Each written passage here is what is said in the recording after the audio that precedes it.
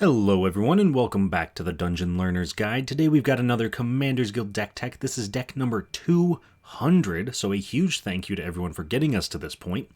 But it is titled Mono Blue Life Gain, and that may sound a little weird, so bear with me as we get to that. But if you've never seen this show before, what we're doing is randomly selecting a card from scryfall.com or from among suggested cards, working with a budget of $100 or less and building a commander deck for Magic the Gathering around the theme of the chosen card. So, this week, our random card is completely random, and it is Marina Vendrell's Grimoire. And Marina Vendrell's Grimoire is 5 and a blue for a legendary artifact. When it enters, if you cast it, draw 5 cards. You have no maximum hand size, and don't lose the game for having 0 or less life. Whenever you gain life, draw that many cards, and whenever you lose life, discard that many cards. Then, if you have no cards in hand, you lose the game. So this is a very unique card that I imagine wants to be paired with white as a pretty solid way to gain life and then also draw cards, but that's not what we're about. Instead, we really want to be focusing in on kind of making weird decks. That's kind of the whole point of this channel and something that I've really prided myself on doing in the past. So when I realized that we could technically make a mono blue life gain deck, that is exactly what I set out to do. The problem was coming up with a commander for this, because there are no mono blue commanders that care about gaining life. So instead, we looked at the fact that Marina Vendrell's Grimoire is an artifact and went with Arcum Dagsson. And Arcum Dagsson is 3 and a blue for a 2/2 human artificer. You can tap it and target artifact creature's controller sacrifices it. That player may search their library for a non-creature artifact, put it onto the battlefield, then shuffle. So this is a great way for us to find the Grimoire because we do have a handful of artifact creatures in the deck, essentially giving us a tutor in the command zone for the card that we need to really take the deck to the next level. And so with that in mind, let's start breaking down some of the themes for this deck and take a look at kind of what makes it tick and why this is such a unique idea for a deck. So first up, we of course have life gain. There are a lot of cards that actually reward you for sticking to a specific mono color. A great example of that is Staff of the Mind Magus, which is 3 mana for an artifact. Whenever you cast a blue spell or an island enters the battlefield under your control, you gain 1 life. With the Grimoire, this now becomes whenever we cast a blue spell or play an island, we gain a life and draw a card, which is a huge boost in value that the deck could really use. And there's actually quite a few different versions of this effect. There's a lot of cards that reward us for casting spells, and more specifically, we want to try to take advantage of the card draw and the life gain effects in mono blue, which unfortunately there aren't a ton of, so we are leaning pretty hard on our artifacts, which luckily mono blue is very good with. Our next theme though is going to be focused in on the card draw aspect. A great card to represent that is Alondra Skydreamer, which is 2 blue for a 2/4 legendary creature merfolk wizard. Whenever you draw your second card each turn, make a 2/2 blue drake creature token with flying. And whenever you draw your 5th card each turn, Alondra and drakes you control each get +X until end of turn, where X is the number of cards in your hand. Because of the way that the Grimoire works, we will probably be drawing 2+ cards pretty much every single turn, at least on our turn, and honestly most likely even on our opponent's turns. So it is not unlikely that we make a 2/2 Drake every single turn, and also not unlikely that we can have 10+ cards in hand to just be able to make a massive army of flyers once we draw our 5th card, which sounds like a lot of work, but it's actually surprisingly easy to gain 5 life in one big burst, even though we're only in mono blue. So this is a great finisher and a great engine to be able to produce a ton of drakes to either protect us or attack down our opponents. And then finally, we get to our third theme of the deck, and this one is being able to find our artifacts. We have a ton of artifacts in the deck, and some of them are more relevant than others. Grimoire obviously being number 1. So we need to make sure that we can find the pieces we need at any given time, and that's where cards like Treasure Mage come in, because it is 2 and a blue for a 2/2 human wizard. When it enters the battlefield, you may search your library for an artifact card with converted mana cost 6 or greater, reveal it, put it in your hand, then shuffle. As you may have already picked up, Marina Vendrell's Grimoire is an artifact with mana value 6 or greater, meaning we can get it off of Treasure Mage. And we are playing the other mages as well, Trinket Mage, Tribute Mage. We're able to get pretty much any artifact we need at any given time. And we also have a few non-conditional artifact tutors as well. Because if we're being honest, our deck kind of falls apart a little bit if we don't get the Grimoire. We have a ton of life gain, and if we don't have the Grimoire, there's, well, very few payoffs in mono blue for life gain synergies. So that is something we need to be aware of, and we need to make sure that we can protect those pieces, and of course, find those pieces to begin with. So with all of that being said, that is our themes for this week. And the next thing we're going to do is take a look at some key cards. And these are cards that synergize really well with what we're trying to do, and in some cases are value pieces or even win conditions all on their own. So the very first card that I want to highlight is going to be Ivory Tower. In Ivory Tower, 1 mana for an artifact. At the beginning of your upkeep, you gain X life, where X is the number of cards in your hand minus 4. Being able to essentially gain probably 3+ life every single turn, because there's a very good chance we have 7 cards in hand the entire game, means that we are now going at the start of our turn to gain 3 life, and then if we have the Grimoire, which hopefully we will, we'll then also draw 3 cards, meaning we can continuously grow our hand, and then every single turn we'll gain more life because we now have more cards in hand, which means we'll draw more cards, which means we'll be able to gain more life, and it kind of just spirals out of control and puts us in a position where our opponents can't do much about it, because we're going to be so far ahead in terms of life total and so far ahead in terms of card draw that we'll probably have an answer to pretty much anything they throw at us. Our next key card is going to be Prophet's Eidetic Memory. We have to make sure we have win conditions, because obviously if we're just gaining a bunch of life and drawing a ton of cards, our opponents will want to hit us, they will want to take us out of the game. So we need to use things like Prophet's Eidetic Memory to make sure we have ways to either defend or win the game when it comes down to it. And Prophet's Eidetic Memory is 1 and a blue for a legendary enchantment.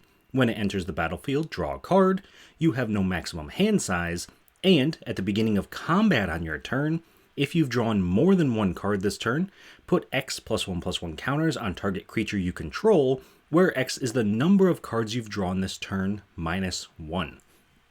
So to put that in perspective with just the Grimoire, when the Grimoire enters, we draw 5 cards, meaning we've now drawn 6 cards on our turn, counting the one that we draw for our turn, so that one technically doesn't count for the Eidetic Memory. And then we move to combat and put 5 +1/+1 counters on a creature we control. Even if we just have a single 1/1, it's now a 6/6, which is going to be much more effective when it comes to protecting us and making sure that our life total, and by extension our hand, doesn't get any smaller. But it's also a great way to close out the game, because our opponents may not really think we have a threat in play. We might just have a board of smaller creatures, and then we can move to combat, make one giant threat that can just knock somebody out of the game. So Prophet's Eidetic Memory, I've seen it put in a ton of work in the past, and I have no doubt that this deck is absolutely perfect for it. And then, of course, finally, our last key card is going to be Delusions of Mediocrity. And this is a card that looks a little bit weird in this deck. This is one of the few ways that we can actually gain life with a card that is mono blue, and we can actually gain a lot of life with it. Now, admittedly, there is a downside, so we do have to try to mitigate that. But even beyond that, it is 3 and a blue for an enchantment that when it comes into play, you gain 10 life. Unfortunately, of course, when it leaves play, you lose 10 life, so you do have to make sure it doesn't leave the play. But if it doesn't, This is, with the Grimoire in play, a 4 mana draw 10 spell, which is absolutely unheard of in Magic the Gathering. So a great way to make sure that we can really kind of do what we want to do in the game is have these giant burst card draw effects, because there are a decent amount of burst life gain effects that are going to push us far enough ahead that our opponents, even if they want to attack us and want to ruin our hand size and our life total, probably won't be able to do it. And I think Delusions of Mediocrity is probably just the best piece of burst card draw we have in the entire deck. So with all of that being said, though, that brings us to the end of our key cards, and the next thing we're going to have to do is take a look at some cool interactions in this deck. And these are cards that synergize really well with each other, and in some cases are just fun cards that I want to highlight. So the first pair of cards I want to talk about is Life Tap and Yavimaya Cradle of Growth. So Yavimaya looks a little bit weird in this deck because we are a mono blue deck. So putting in a card that is a legendary land that simply says each land is a forest in addition to its other land types is a pretty weird include, especially because it takes up $8 of our budget, and other than the most expensive card in the deck, is actually the second most expensive card in the deck. Why would we want to include that? And as weird as it is, we're actually including it for just a single spell. We are putting this in here for Life Tap, which is blue for an enchantment that says gain 1 life each time a forest controlled by target opponent becomes tapped. And this has been errated, so it is every opponent. So whenever an opponent taps a forest, not just tapped for mana, it becomes tapped, we will gain 1 life. If we have Yavimaya in play and someone casts, say, a 5-drop spell, they have now tapped 5 lands, which are all forests, we gain 5 life, and with the Grimoire in play, draw 5 cards. This puts us in a position where it is nearly impossible for our opponents to be able to kill us, because in order to kill us, they have to add to the board state, they have to do damage, and if they can't add to the board state without tapping their mana, then we are gaining the life, we're drawing cards, and putting ourselves in a position where it's very difficult to actually lose based on the amount of life and the amount of cards we have in our hand. So yes, this is a weird interaction, but I think it's cool enough to fit in the cool interaction spot, and I definitely wanted to highlight it because I know that if I didn't, someone would definitely ask me why Yavimaya was in there, and this is why it's in there. I just felt that this had to be included. Moving on, though, to our next cool interaction. This one is between Venser's Journal and Ormos Archive Keeper. So Venser's Journal, 5 mana for an artifact, you have no maximum hand size, and at the beginning of your upkeep, you gain 1 life for each card in your hand. So this is kind of Ivory Tower, really just taken to its max, because instead of just cards in hand -4, it is just 1 life per card, period. And so this is going to be relevant, obviously, with the Grimoire, because if we have, say, 7 cards in hand, in our upkeep, we gain 7, draw 7, now we have 14. So next turn, we gain 14, draw 14. You can see how that gets out of hand real quick. Ormos, though, is one of the most efficient ways for us to turn Venser's Journal into an actual win condition. Because Ormos is 4 blue for a 5/5 legendary creature Sphinx. It's got flying. If you would draw a card while your library has no cards in it, instead put 5 +1/+1 counters on Ormos Archive Keeper, and you can pay 1 blue and discard 3 cards with different names to draw 5 cards. The most important text on this card is if you draw a card while your library has no cards in it, because there is a very good chance we draw our entire deck very, very quickly with this. If we are in that situation, then obviously we want to make sure that Ormos is keeping us alive, and it's also going to be winning us the game because it's going to get absolutely massive very quickly with Venser's Journal. Every single life gain trigger is going to be absolutely necessary to keeping us alive because every single card draw effect is going to be individual. So what I'm meaning by all of that is if we gain 7 life because we have 7 cards in hand but no cards in our deck, we will draw 7 cards.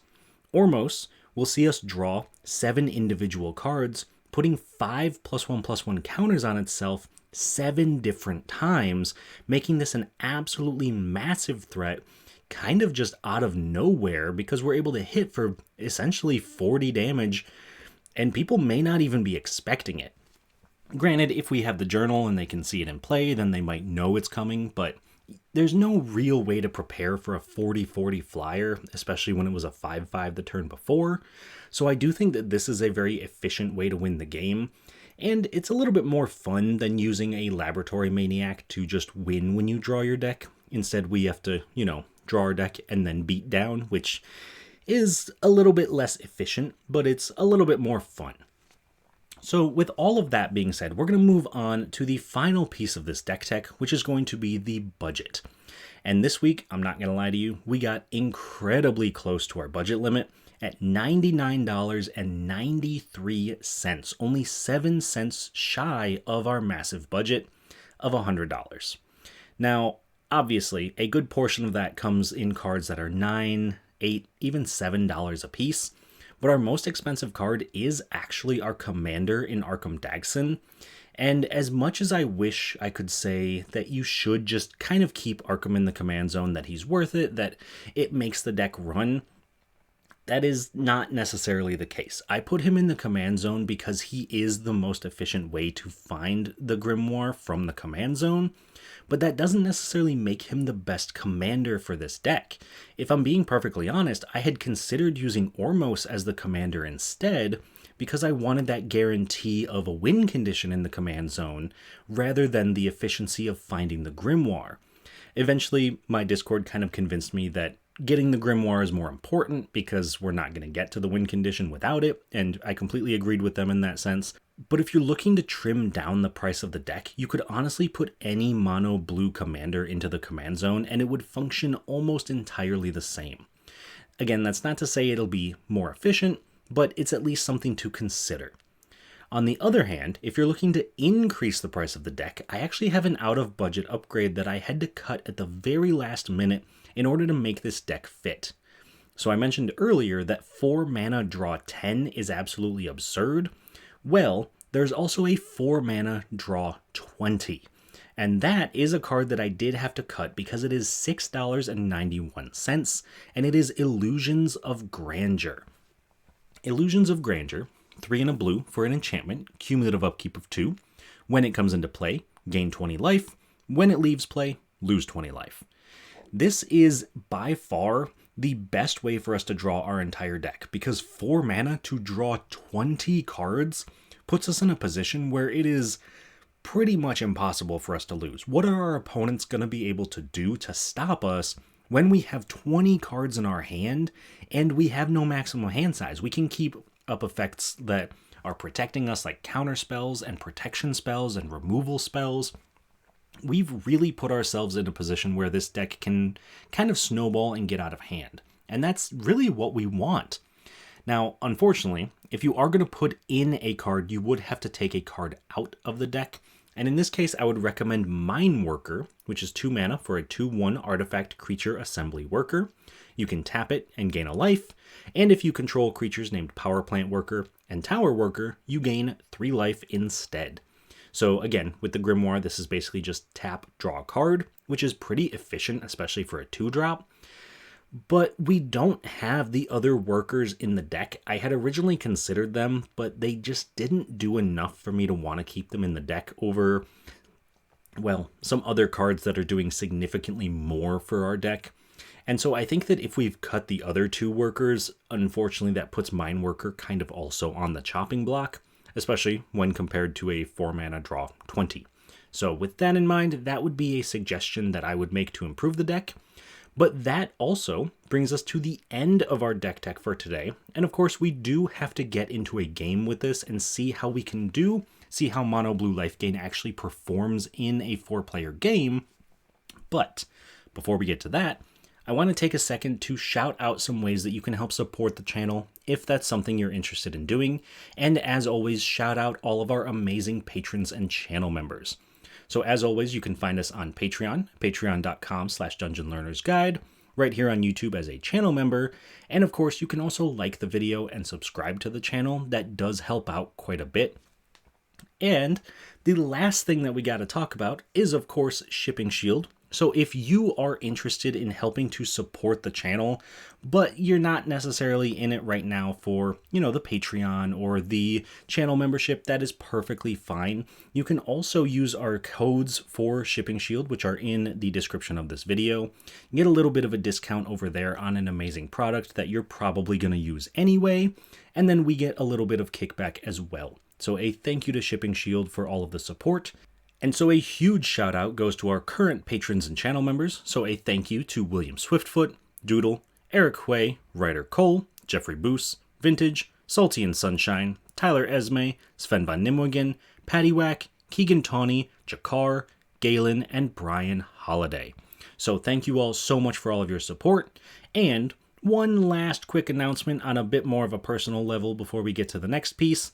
And that is, a friend of mine has also recently started up his own YouTube channel. It is Blitzburg Cards right here on YouTube. It's all about baseball cards. He's got a huge passion for it. He even sells a bunch of them.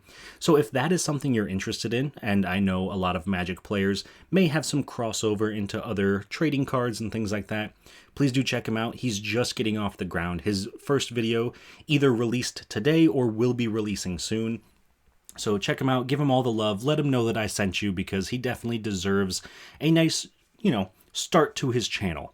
So with that being said though, let's finally move on and talk about our game this week.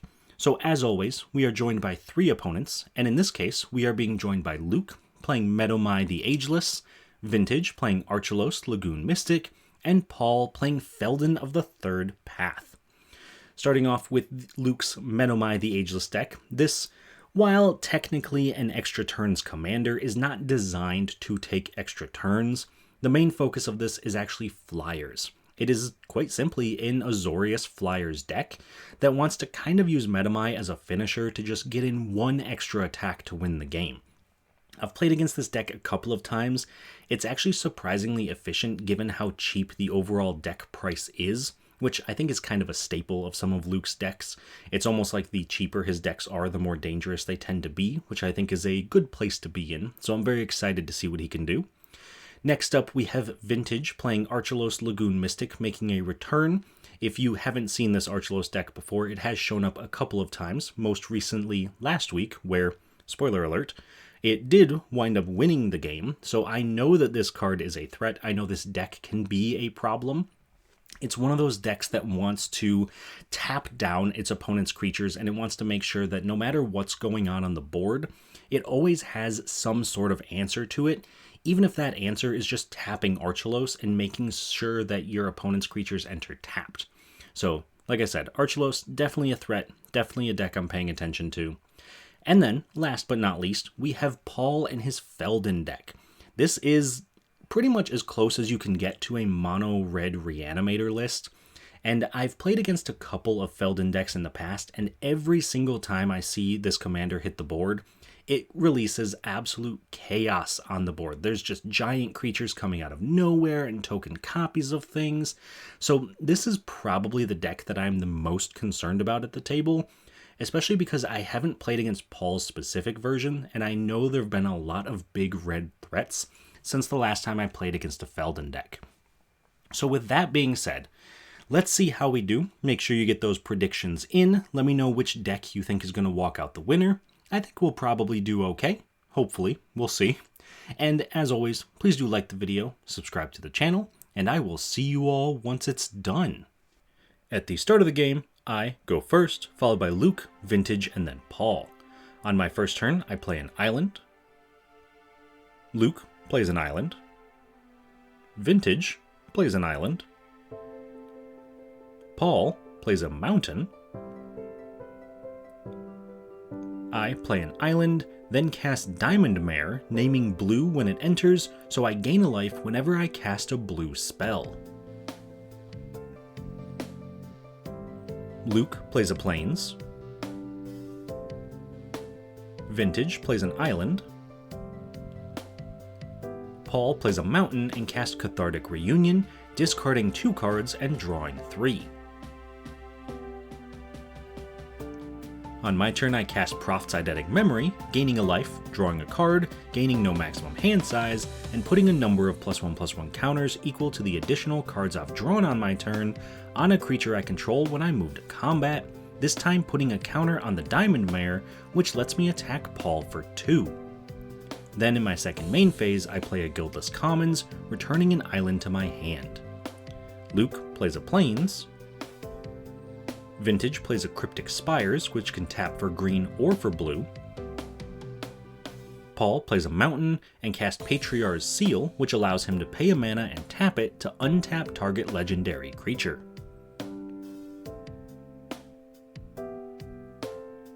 I play an island and attack Vintage for 2 with the Mare. Then in my second main phase, I cast Tribute Mage, gaining a life and searching my library for an artifact with mana value 2, in this case Thought Vessel, putting it into my hand.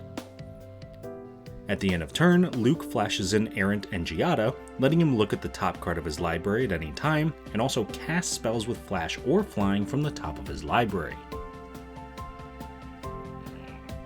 On Luke's turn, he cycles a reconnaissance mission, but unfortunately still misses his 4th land drop. Vintage plays a Jungle Hollow, gaining a life. Paul casts a Big Score, discarding a card, drawing 2, and making 2 treasure tokens. He then plays a Forgotten Cave, and passes. On my turn, I play an island and cast Thought Vessel, gaining no maximum hand size, then I attack Vintage for 2.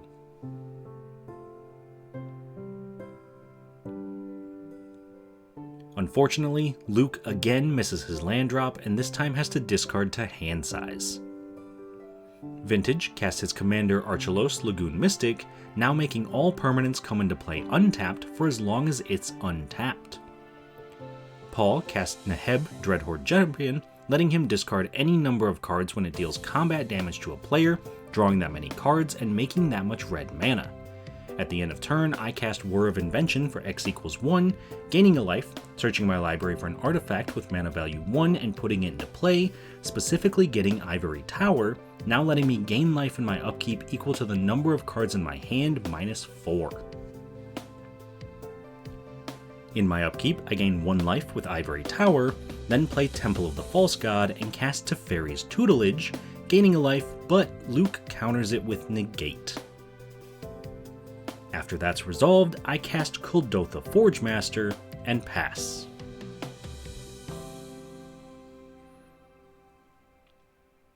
On Luke's turn, he plays an island, then casts Tide Skimmer, letting him draw a card whenever he attacks with 2 or more creatures with flying. Vintage plays a swamp and casts Vivian, Champion of the Wilds, letting him cast creatures as though they have flash. He also activates her +1 ability, giving Archelos Vigilance and Reach until his next turn. On Paul's turn, he attacks me for 5 with Neheb, but I block with Tribute Mage and Kuldotha Forgemaster, killing the Forgemaster and Neheb, but taking no damage. Then, in his second main phase, he casts his commander Felden of the Third Path, which can be activated to create a token copy of a creature in Paul's graveyard, which has haste and must be sacrificed at the beginning of the next end step. On my turn, I cast Marina Vendrell's Grimoire, gaining a life and drawing 5 cards. Now, I have no maximum hand size, don't lose the game for having 0 or less life, and whenever I gain life, I draw that many cards. However, whenever I lose life, I have to discard that many cards, and I lose the game when I have no cards in hand. I then play an island and cast the Celestis, making it day and letting me gain a life, draw a card, and discard a card whenever it switches between day and night. Finally, I move to combat and put 5 counters on Diamond Mare. Luke goes straight to combat, attacking me for 4 with his 2 flying creatures, drawing a card and forcing me to discard 4. In Vintage's upkeep, it becomes night, so I gain a life, draw 2 cards, and discard a card. Then Vintage plays a swamp and activates Vivian's -2 ability, looking at the top 3 cards of his library, exiling 1 face down, and being able to cast it for as long as it remains exiled, as long as it's a creature. He then casts the card he exiled, Dungeon Geists, tapping Feldon when it enters and preventing him from untapping in his controller's untap step for as long as the Geists are in play. After that, he attacks Luke for 2 with Archelos, now making all permanents enter the battlefield tapped for as long as Archelos is tapped. At the end of turn, Paul activates Patriarch's Seal, untapping Feldon. On Paul's turn, he casts Orthian, Hero of Lavabrink, which can tap for 2 mana to create a token copy of another target creature he controls, which gains haste and must be sacrificed at the end of turn, or he can tap for 9 mana to create 5 of those token copies instead. On my turn, I play an island and cast Lembas, scrying 1 and drawing a card. Then I immediately activate it, sacrificing it, gaining 3 life, drawing 3 cards, and shuffling it back into my library. Once that resolves, I cast Elixir of Immortality, which can be sacrificed to gain 5 life and shuffle it and my graveyard into my library. Then, when I move to combat, I put 4 +1/+1 counters on Tribute Mage, but choose not to attack. In Luke's upkeep, it becomes day, so I gain a life, draw 2 cards, then discard a card. Once that's resolved, Luke casts a Marble Diamond, and then moves to combat, attacking me and Paul both for 2, drawing a card and making me discard 2.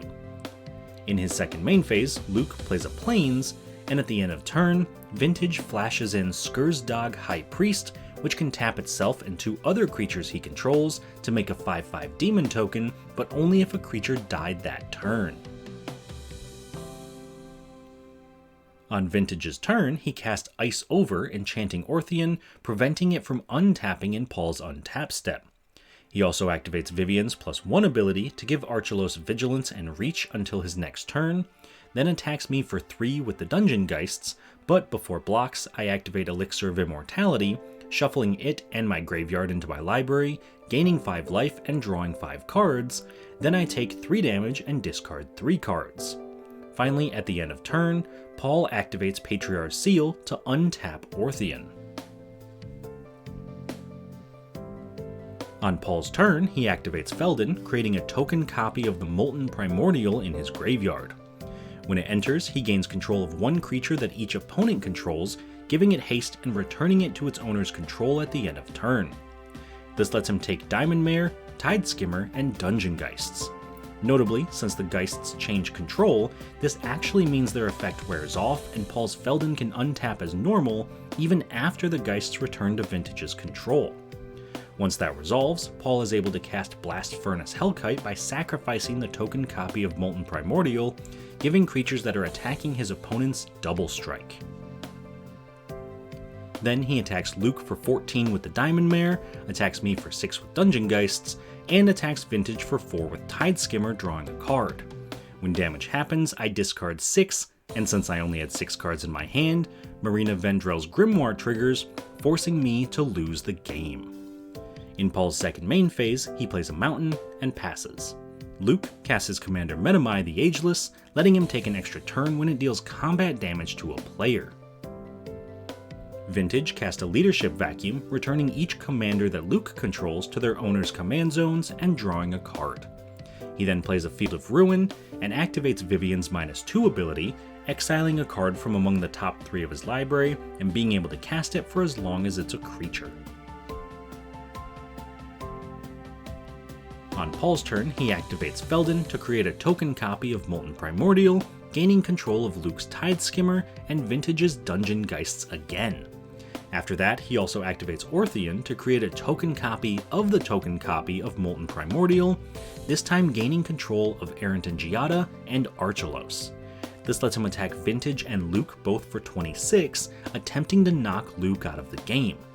Luckily for Luke, Vintage opts not to take that much damage, instead casting Fog, preventing all combat damage that would be dealt this turn and saving Luke's life.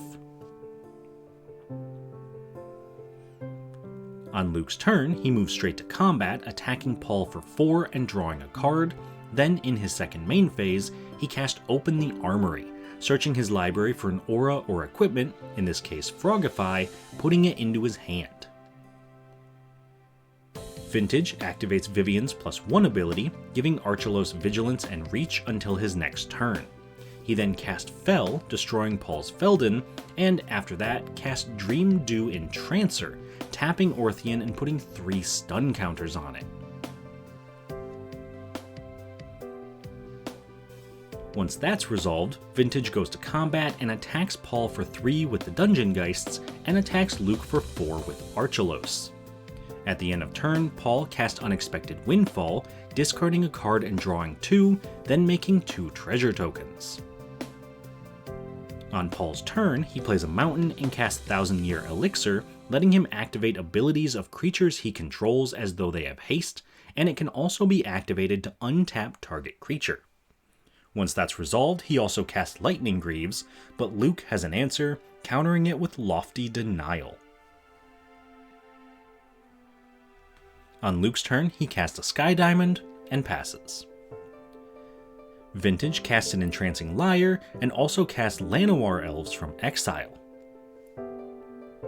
Once that's resolved, he activates Vivian's -2 ability, exiling a card from among the top 3 cards of his library and being able to cast it as long as it remains exiled, as long as it's a creature. After that, Vintage attacks Luke for 10 with Archelaus and the Dungeon Geists.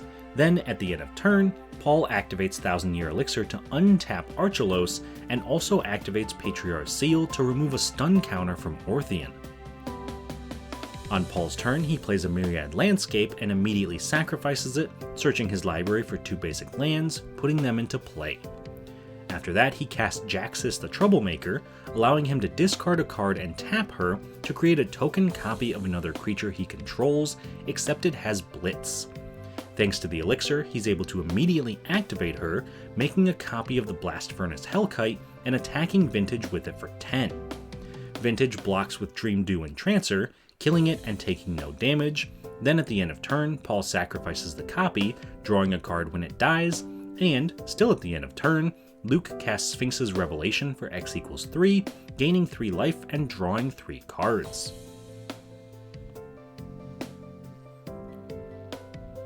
On Luke's turn, he plays a Command Tower and casts Ornithopter of Paradise, and also casts Imprisoned in the Moon, enchanting the Hellkite and turning it into a land.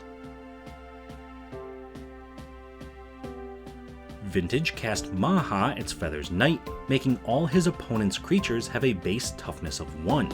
He then activates Vivian's +1 ability, giving Archelaus Vigilance and Reach until his next turn, and attacks Paul for 2 with Archelaus, and attacks Luke for 3 with Dungeon Geists.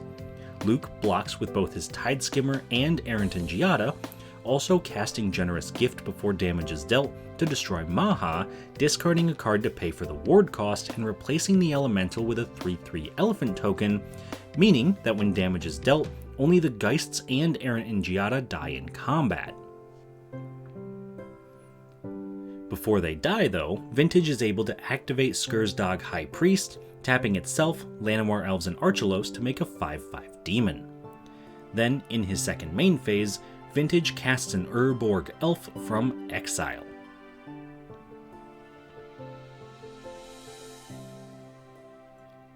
At the end of turn, Paul activates both Patriarch's Seal and Thousand Year Elixir to remove 2 stun counters from Orthian. And, still at the end of turn, Paul casts Chaos Warp, shuffling Imprisoned in the Moon into Luke's deck, and then revealing the top card of his library, putting it into play if it's a permanent, which it is, putting Skybridge Towers into play. On Paul's turn, he recasts his commander Feldon, and, holding priority, also activates the elixir to untap Archelaus so that his commander enters untapped. This lets him activate his commander to create a token copy of Molten Primordial, gaining control of Luke's Tideskimmer and Vintage's Demon token. He also activates Jaxis, discarding a card to blitz in another copy of the Molten Primordial token, this time gaining control of Ornithopter of Paradise and Archelaus.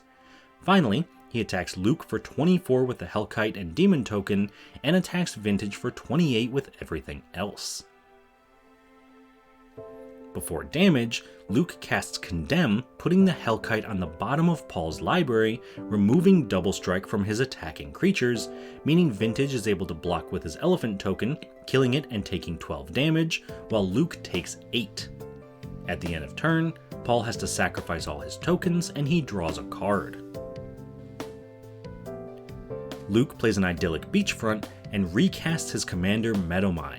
He then attacks Paul for 2 with a Tide Skimmer and the Ornithopter of Paradise, drawing a card, and in his second main phase, Luke casts a Swiftfoot Boots and immediately equips them to Middlebury, giving him Hexproof and Haste.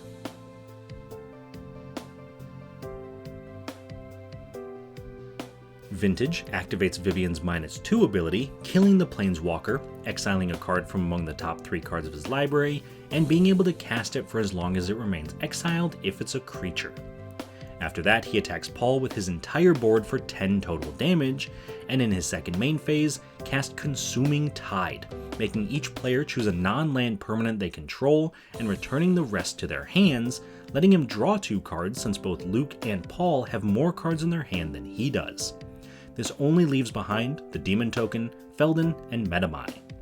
Once that resolves, he also casts Tiny Bones, Bauble Burglar, and casts Soul Ring, and he uses that to recast Skursdog, High Priest. On Paul's turn, he activates Feldon again, making a token copy of Molten Primordial, gaining control of Middlebury and Tiny Bones. Then he blitzes in Jaxus and uses it to discard a card and blitz in a second copy of Molten Primordial, gaining control of the Skursdog High Priest. This allows him to attack Vintage for 14 and attack Luke for 5 with Tiny Bones and Middlebury, knocking him out of the game and getting an extra turn after this one.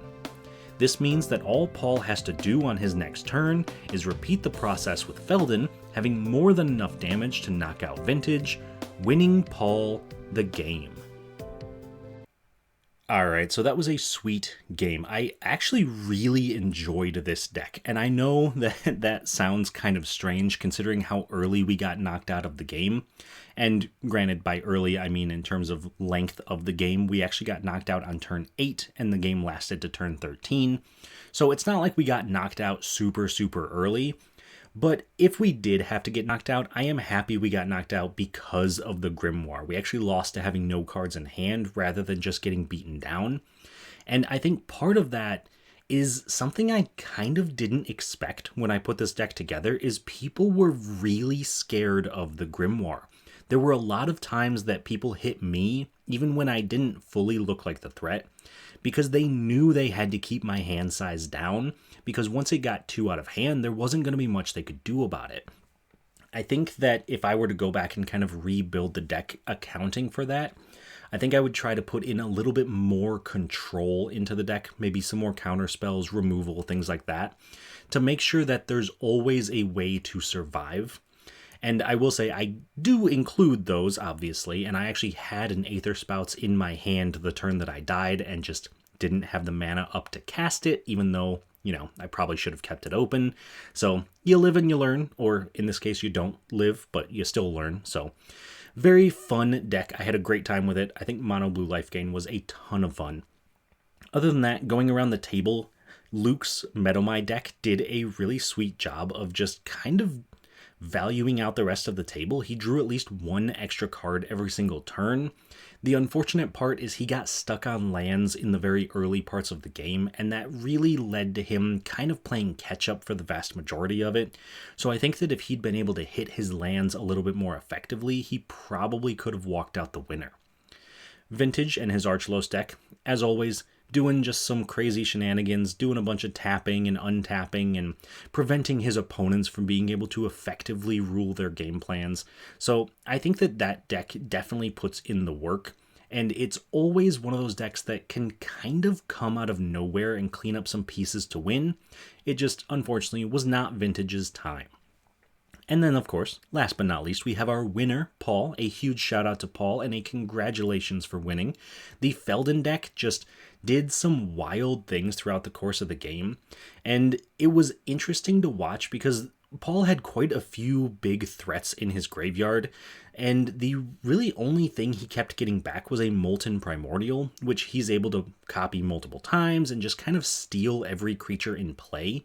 And I think that really shows the power of some of the things that Feldon can do, because if you have a powerful ETB effect, then you can kind of just use it to win the game, and if someone happens to remove it, then you fall back to some of your other powerful ETB effects, because I know he had things like a Wormcoil Engine, he had a Duplicant in his graveyard, there were plenty of things he could have done, but he was able to pick the thing that worked the best for him in any given moment, which I think is part of the power of Feldon.